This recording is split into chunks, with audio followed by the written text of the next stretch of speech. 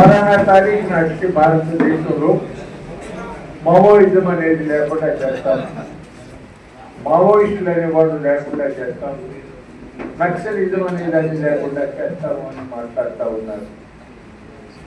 ఎట్లా చేస్తారు?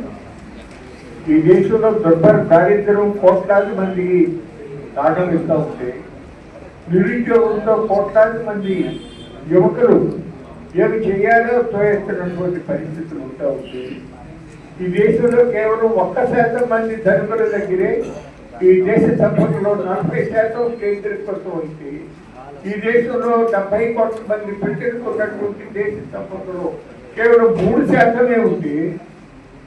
ఈ దుష్పరిపాలనని, ఈ దుర్విధానాన్ని ప్రజలు చూస్తా సహిస్తారా?